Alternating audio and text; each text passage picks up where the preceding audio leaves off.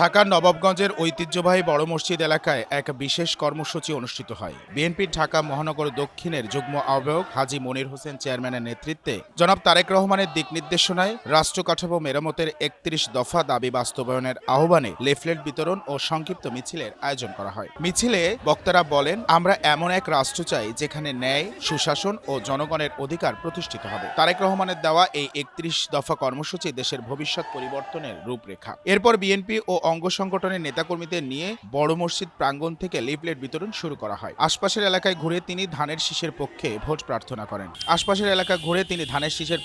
প্রার্থনা করেন এবং জনগণের কাছে শান্তিপূর্ণ পরিবর্তনের আহ্বান জানান। মিছিলটি সংক্ষিপ্ত হলেও ছিল উৎসবে ভরপুর। ধানের শীষে ভোট দিন, গণতন্ত্র ফিরিয়ে আনুন, এই স্লোগানে মুখরিত হয় পুরো নবাবগঞ্জ এলাকা। স্থানীয় জনগণের মধ্যে দেখা যায় কৌতূহল ও আগ্রহ।